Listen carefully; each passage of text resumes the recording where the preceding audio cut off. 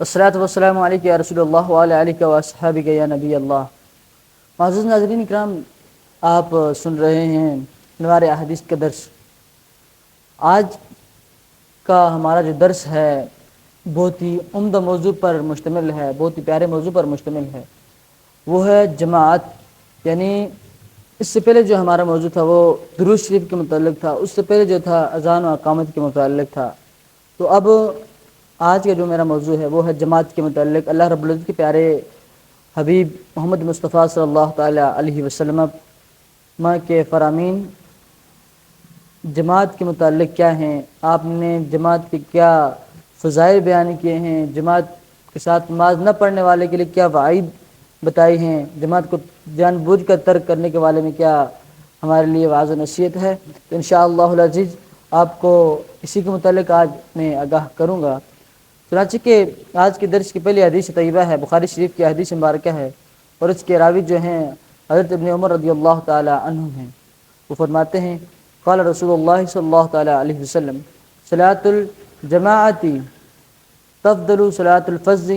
ب27 درجۃ۔ اللہ اکبر۔ رسول اللہ صلی اللہ تعالی علیہ وسلم نے ارشاد فرمایا کہ نماز با جماعت پڑھنے کا ثواب تنہا پڑھنے کے مقابلے میں 27 درجے جو ہے زیادہ ہے۔ یعنی جو شخص تنہا نماز پڑھ رہا ہے، اکیلا نماز پڑھ رہا ہے، جتنا ثواب اس کو ملے گا،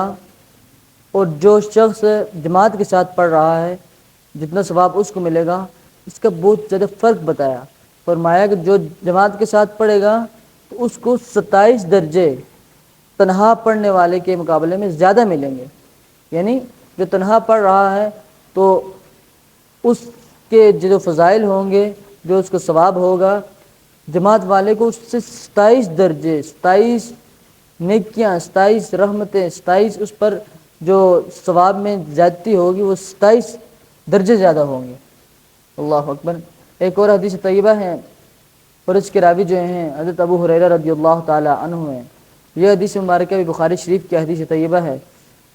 وہ فرماتے ہیں کہ قال رسول اللہ صلی اللہ تعالی علیہ وسلم لیس صلاة اثقل علی المنافقین من الفجر والعشاء ولو یعلمون ما فیہما لاتوہما ولو حبوا۔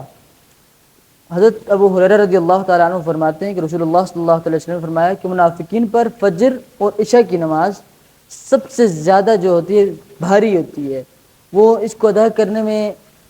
سستی اور کاہلی کرتے ہیں، اس کے علاوہ ان پر کوئی نماز بھاری نہیں ہوتی۔ اور اگر ان لوگوں کو اگر لوگ جانتے کہ ان دونوں نمازوں میں اجر و ثواب کیا ہے، ان دونوں نمازوں کا اجر و ثواب کیا ہے، تو اپنے آپ کو جو آگے فرمایا وَلَوْ يَعْلَمُونَ مَا فِيهِمَا، اگر لوگ اس دونوں نمازوں کے متعلق جان لیتے کہ ان لوگوں کو ان دونوں نمازوں کو ادا کرنے سے ہمیں کیا ثواب ملے گا، ان دونوں نمازوں کو ہمیں پڑھنے سے کیا اجر ملے گا، تو لَأَتَوْهُمَا وَلَوْ حَبْوًا، تو وہ گھسیٹتے ہوئے، اگر چل نہیں سکتے تھے تو وہ اپنے آپ گھسیٹتے ہوئے چل کر ان میں شریک ہو جاتے۔ یعنی گھسیٹ کر بھی وہ اگر چلنے سے وہ قاصر تھے، معذور تھے، تو وہ اپنے آپ کو گھسیٹ کر اس نماز کو با جماعت ان نمازوں کو پانے کے لیے اپنے آپ کو لے آتے اور فجر اور عشاء کی نماز کو وہ ادا کرتے۔ معزز ناظرین، اس سے یہ ہمیں بہت سارے ہمارے مسلمان بھائی بہنیں جو فجر کی نماز میں سوئے رہتے ہیں، فجر کی نمازوں میں اپنے آپ کو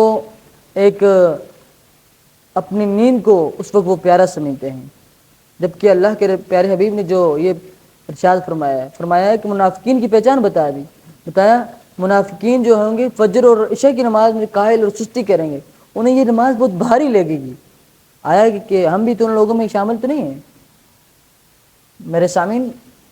ضرور اللہ رب العزت کے پیارے حبیب کی اس فرمان کو ضرور اس پر غور و فکر کریے گا کہ اللہ کے پیارے حبیب نے یہ جو ہمیں نصیحت فرمائی ہے، جو ہمیں یہ وعظ فرمایا ہے، آیا کہ ان کی یہ فرمان پر کہیں یہ الفاظ ہم پر ہی تو نہیں ثابت ہو رہے؟ تو ضرور ان پر غور کریے گا، اور اگر اپنے آپ کو ضرور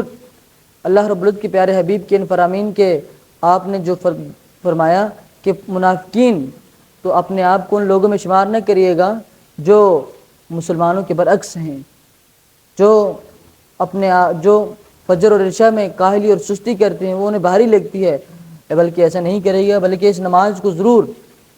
جبکہ اللہ کے پیارے حبیب نے فرمایا تو گھسیٹتے ہوئے چل کر اس نماز میں ان نمازوں کو ادا کرنے کے لیے آ جاتے، تو اس بات کو مد نظر رکھتے ہوئے تو اپنے آپ کو ضرور فجر اور عشاء کی نماز